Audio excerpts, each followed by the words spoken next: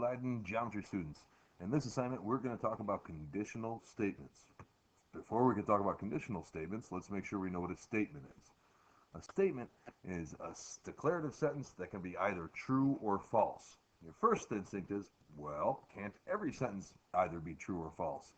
No, not every sentence can be classified as true or false. A question, like where is my car, that's not true or false.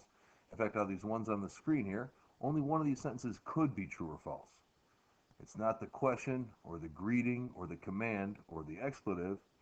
It's a statement about some piece of information. Birds can fly. That is a statement because it could be true or false. Whether it's a true or false statement doesn't make it or keep it from being a statement. It's just the possibility that it could be, you could say that it's true or that it's false. That makes it a statement. So a conditional statement is a type of statement that implies things are related to each other. That when one thing is true, another thing could be true as well.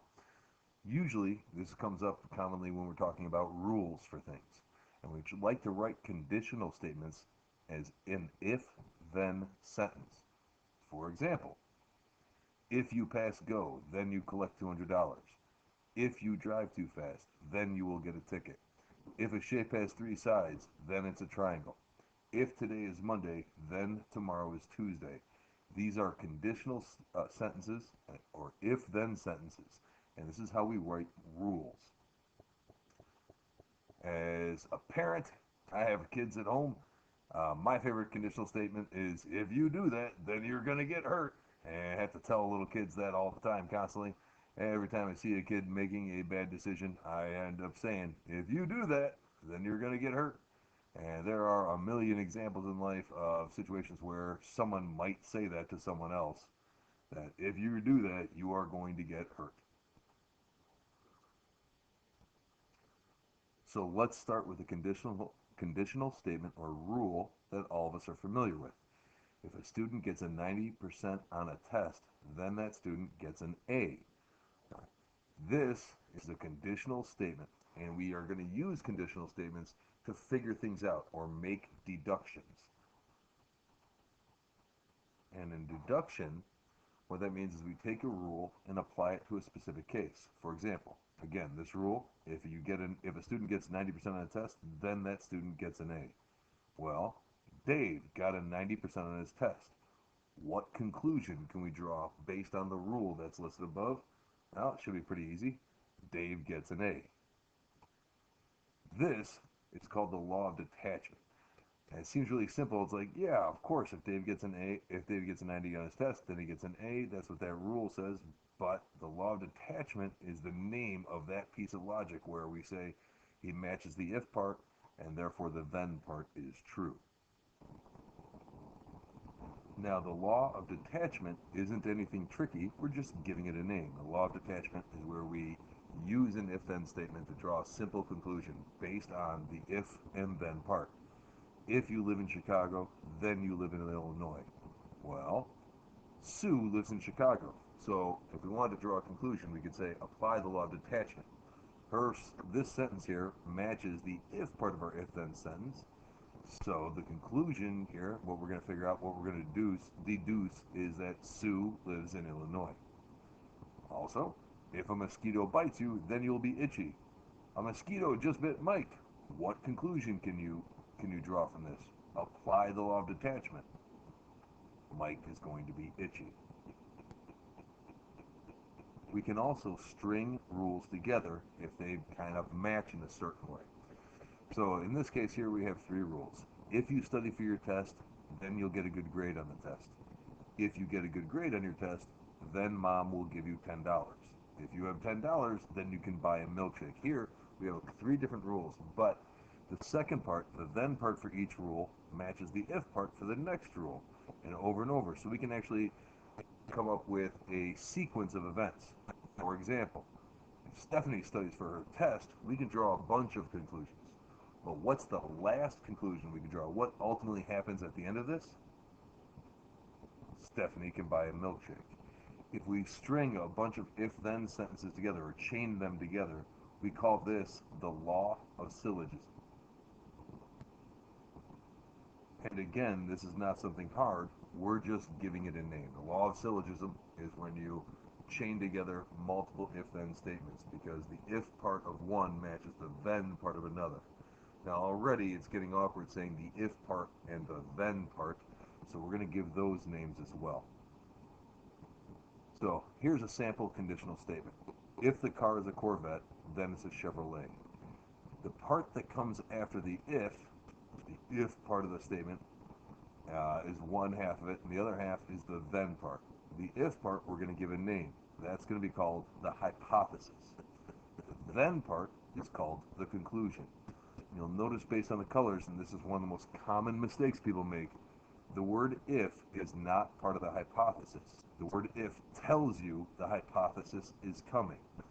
The word then is not part of the conclusion. It simply tells you that the conclusion is coming next. Again, the part that comes after if is called the hypothesis. The part that comes after then is called the conclusion. An easy sample problem would be this. What is the hypothesis for this sentence? What is the conclusion for this sentence? Well, the hypothesis is the part that comes after if, so the hypothesis is a shape has three sides. The conclusion is it is a triangle. Now, I know you're tempted to connect the word hypothesis with what you learned in science class, where it meant an educated guess.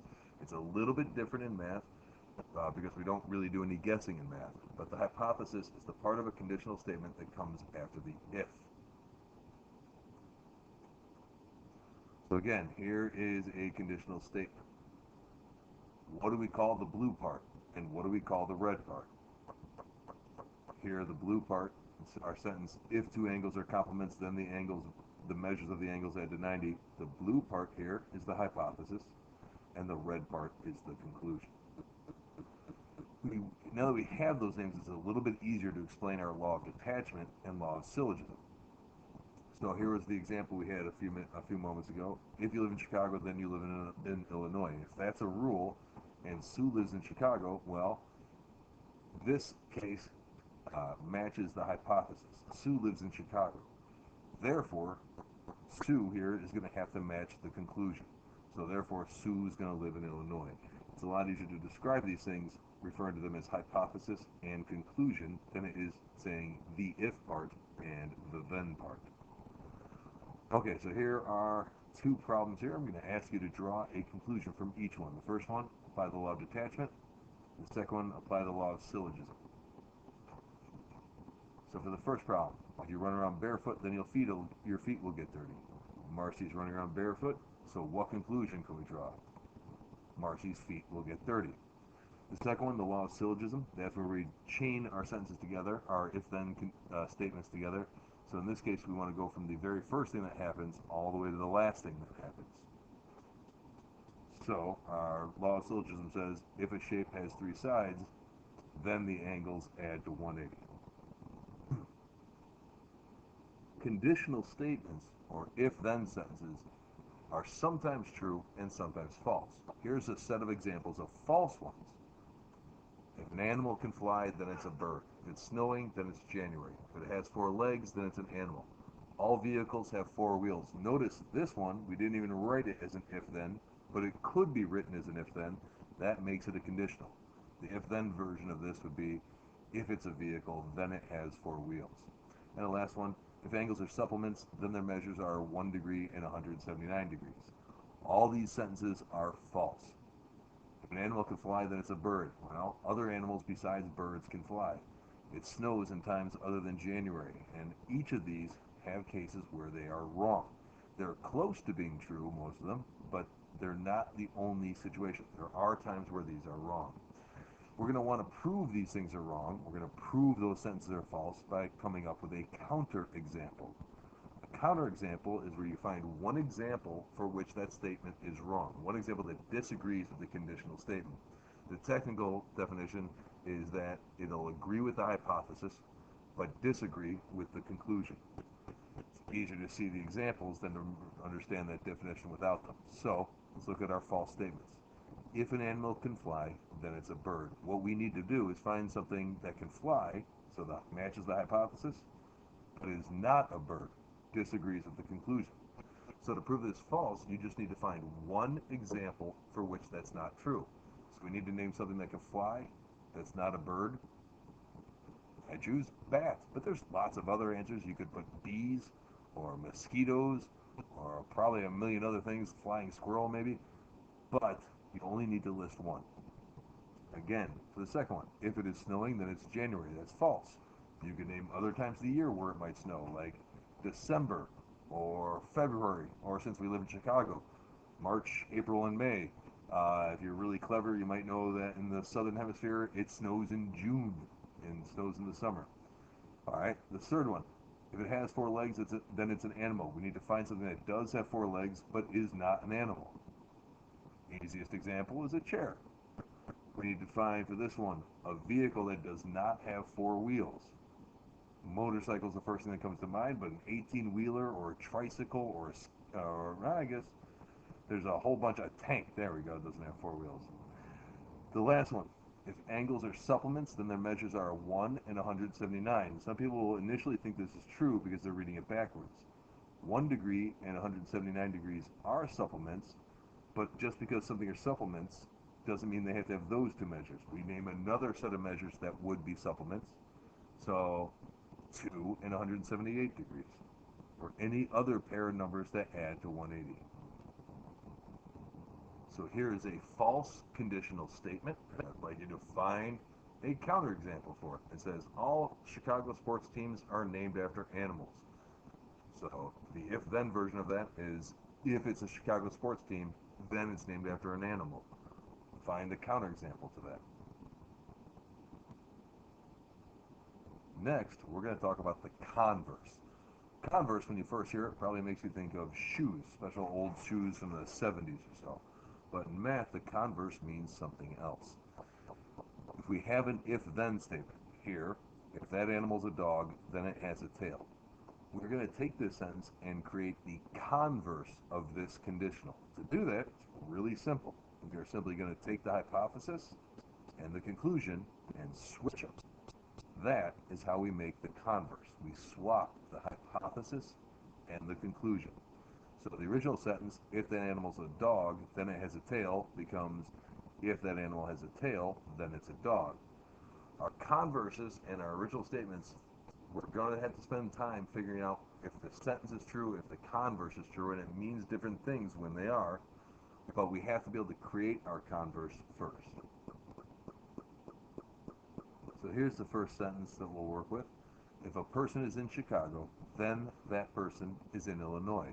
What is the converse to this statement? The converse is we simply swap the hypothesis and conclusion, and it becomes, if a person's in Illinois, then that person is in Chicago. You'll notice we made a few small adjustments rather than simply swapping the red and the blue, just to make the pronouns agree with each other. It was a person is in Chicago, and then now it's that person's in Chicago. It's okay to make minor adjustments like that so that the sentence makes sense in English. But essentially, we're swapping the hypothesis and conclusion to make the converse. Now, you might wonder, why don't we just call this backwards or something like that? And the reason is, there are other ways to have this sentence backwards. And just to show them to you, we also have, in addition to the converse, we have something called the inverse and the contrapositive, which we can get by inserting negatives into the sentence. If the person is not in Chicago, then the person's not in Illinois, or if the person's not in Illinois, then the person's not in Chicago. But for right now, we're going to focus just on the statement and the converse. Here is a conditional statement. If an animal can swim, then it is a fish. What we're going to have to be able to do is decide if our statement is true and decide if the converse is true. Because eventually this is going to be, instead of about animals, it'll be about math rules. And we have to decide, is this rule true? Is this rule true when it's backwards? So these are the kinds of questions we're going to have to ask ourselves. Number one, if an animal can swim, then it's a fish. Is that true or false? And that one's false. If it is false, you should be able to provide a counterexample. So you'd have to name something that can swim, but is not a fish. Humans is a good example for the counterexample. After we decided whether the original statement is true or false, next we move on to the converse. What is the converse of this sentence? Well, we simply swap our hypothesis and conclusion. The converse becomes, if an animal is a fish, then it can swim. And then we might have to decide if the converse is true or false.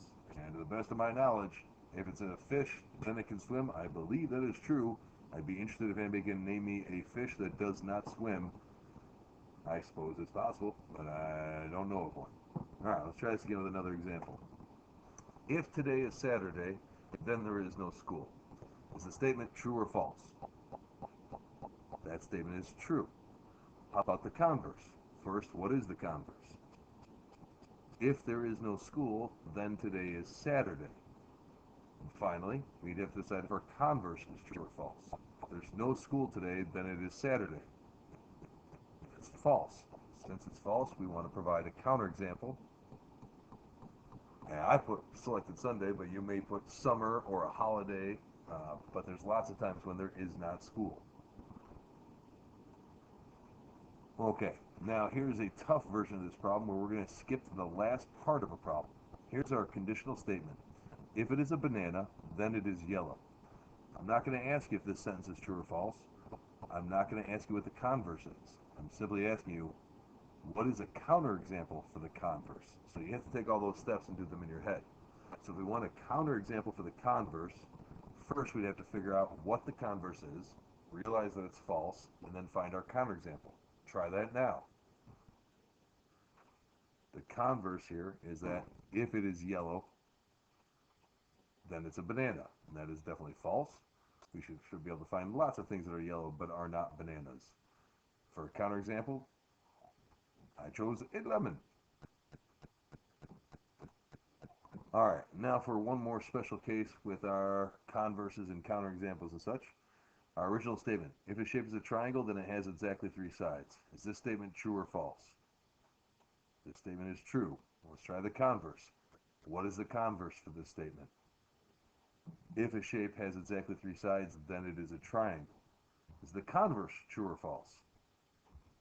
In this case, the converse is true. Now, something special happens when the statement is true and the converse is true. If the shape is a triangle that has exactly 3 sides, when we reverse them, we got if it has 3 sides, then it's a triangle. If both the statement and the converse are true, we call this biconditional, meaning that it works both ways. Essentially what we're saying is these two parts, the hypothesis and the conclusion, are equivalent, meaning if one's true, then the other's automatically true. If a sentence is biconditional, then it's a definition for something. In this case, a triangle, the definition for it is a shape or polygon with 3 sides. So this is a definition. When you have a definition of a word, both your definition and its converse are going to be true. Here on the screen are 4 conditional statements. 2 of them are biconditional. 2 of them are true, and the converse is true. Can you identify which 2 sentences are biconditional? And going through them, if an angle measures 90, then it's a right angle. That's true. Or backwards, if it's a right angle, then it measures 90. That's also true. This is the definition for a right angle. It's biconditional.